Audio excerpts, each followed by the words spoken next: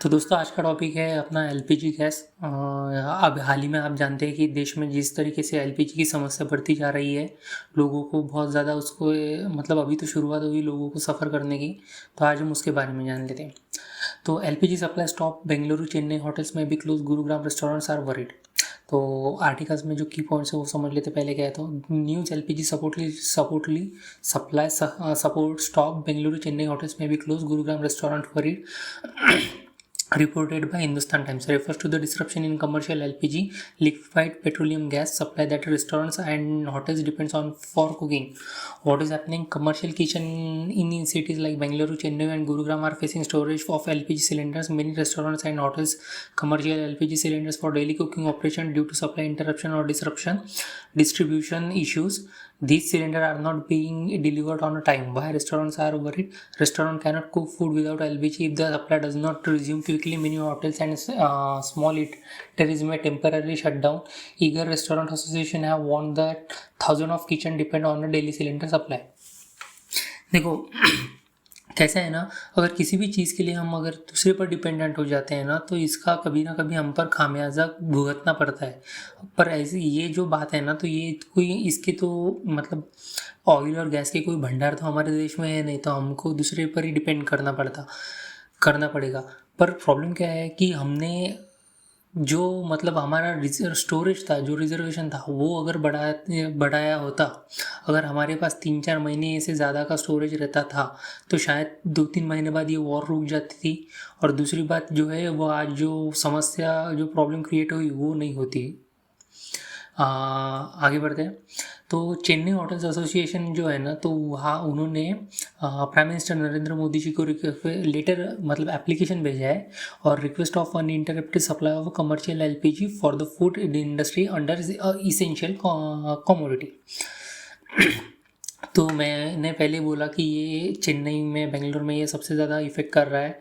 वहाँ पे जो बाहर से लोग आते हैं, ये जो बड़ी सिटीज़ है यहाँ पे काम करने के लिए, जॉब के लिए, आईटी सेक्टर बेंगलुरु आपको जानते हैं, तो यहाँ पे जो बाहर से लोग आते हैं ना, तो इनका मेनली जो मतलब क्या कहते हैं ना, मतलब खाना जो रहता है ना, वो मेस पे रहता है या फिर बाहर ही खाते हैं वो। तो इस वजह से यहाँ पे जो है ना होटल हुए, छोटे मोटे रेस्टोरेंट हुए, वो हमेशा मतलब 24/7 ओपन रहते हैं। पर ऐसा शॉर्टेज आने की वजह से, जल्दी से जल्दी एलपीजी ना प्रोवाइड होने की वजह से अभी उनको और रेस्टोरेंट बंद करने पड़ रहे हैं, जिसकी वजह से ये जो प्रॉब्लम है ना वो और बढ़ सकती है। अभी इस पर ज़्यादातर मतलब सरकार ने ये ध्यान देना चाहिए और जल्दी से, आई होप कि जल्दी से जल्दी हमें इससे निकलना चाहिए। तो देखते हैं अभी आगे क्या होता है। तो आगे बढ़ते हैं। तो states that cities that may be feel impact, reports mention supply disruption और reduce commercial LPG distribution mainly in Karnataka, Maharashtra, West Bengal, Tamil Nadu, Telangana, Andhra Pradesh and Punjab.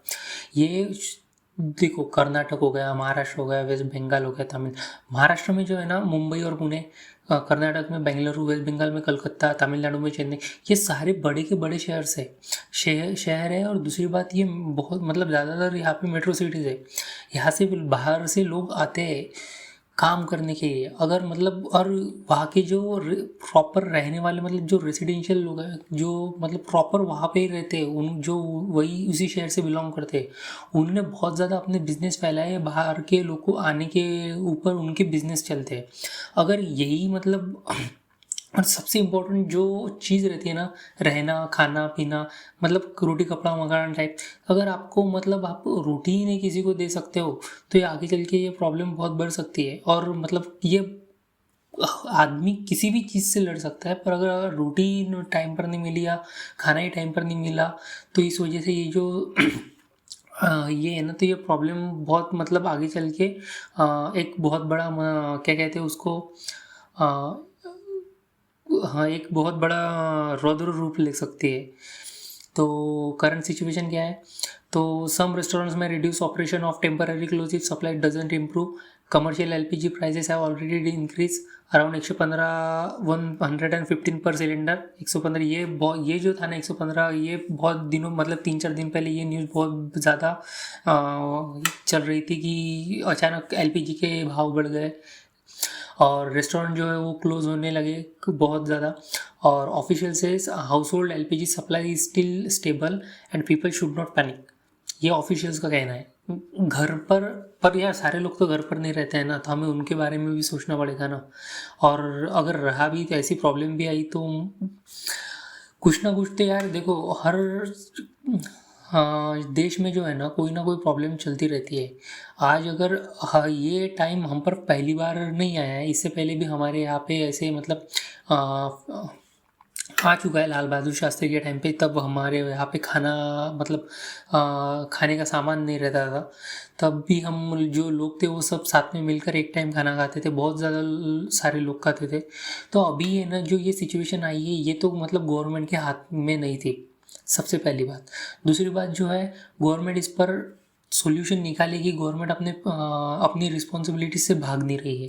और तीसरी बात जो है ना, हम भी लोगों को ये न्यूज़ ये ऐसी मतलब किसी भी न्यूज़ पर ज़्यादा भरोसा करने की बजाय या किसी भी लोगों की बातों पर भरोसा करने की बजाय हमें खुद अपने देश के लिए स्टैंड लेना पड़ेगा, गवर्नमेंट के लिए स्टैंड लेना पड़ेगा। हम इंडियन सिटीजन्स हैं और हमें ये बात बतानी पड़ेगी सबको कि ऐसी सिचुएशन हर यहाँ पे आती है, ये हमें हैंडल करनी पड़ेगी। और ये थोड़े दिनों की बात है, कुछ ना कुछ हो जाएगा। मुझे नहीं लगता इंडिया में बहुत ज़्यादा जो सिचुएशंस है वो बढ़ सकती है, स्केलेट हो सकती है।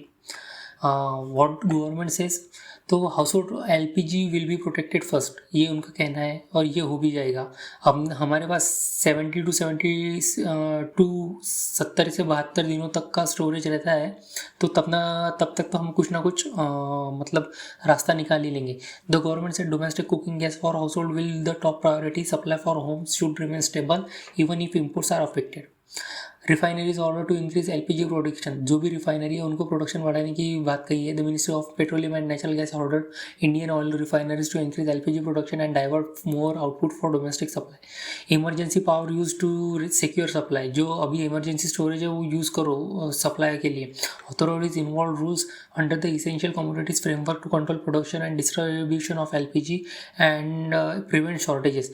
New rule to stop hoarding, the government introduce a minimum 25-day gap LPG refill booking to stop panic buying and hoarding. 25 दिन का मतलब गैप दे दिया है गवर्नमेंट ने। जब भी आप नया एलपीजी सिलेंडर बुक करेंगे तो वो 25 दिन के गैप के बाद मिलेगा। Committee form for a restaurant and industry, special committee of oil and oil company has been created to review LPG request from restaurants, hotels and industry, facial shortages, extra imports being arranged. India is trying to buy additional LPG from countries like US, Canada to reduce the impact of disrupted Gulf supply. देखो ये जो है ना कि US से Canada से हम import कर सकते हैं, रशिया से भी इंपोर्ट कर सकते हैं, रशिया से जल्दी ज़्यादा मिल जाएगा। पर ये जो है ना अभी यूएस या कनाडा से बात करो, बात करने के बाद उसकी निगोशिएशन चलेगी, उसके पर क्या मतलब कितने रुपए से मिलेगा, कि हमना क्या फ़ायदा है, उनका क्या फ़ायदा रहेगा, ये सब होने के बाद ये जो इसमें बहुत ज़्यादा 15-20 दिन से ज़्यादा लग सकते हैं। आप पकड़ के चले 35-40 दिन, एक आधा महीना इसमें बाद में लग सकता है। तो इस वजह से क्या है, तो हमें अभी जो हमारा शॉर्टेज है, जो मतलब रिजर्व स्टोरेज है, वही यूज़ करना होगा। Government main message, household cooking supply secure, shortages mainly affect commercial cylinders, restaurants and hotel, उनको इफेक्ट देगा। And production and imports are being increase and to stabilize supply. तो ये था आज के मतलब ये था हमारा आज का टॉपिक। तो मेरा सिर्फ इतना ही कहना है कि यहाँ वहाँ की बातें मत सुनो, इसमें ये तो इतनी बड़ी प्रॉब्लम नहीं है। लोग जो है बाकी के देश जो इससे बड़ी प्रॉब्लम फेस करते हैं, हमें सिर्फ शांति से हमारे लोगों के साथ, गवर्नमेंट के साथ खड़ा रहना है। और रही बात तो ये गवर्नमेंट बहुत जल्दी ये प्रॉब्लम सॉल्व कर देगी। तो आज के लिए इतना ही। इन्फॉर्मेशन अच्छी लगी तो thank you, share and subscribe my channel. Thank you so much.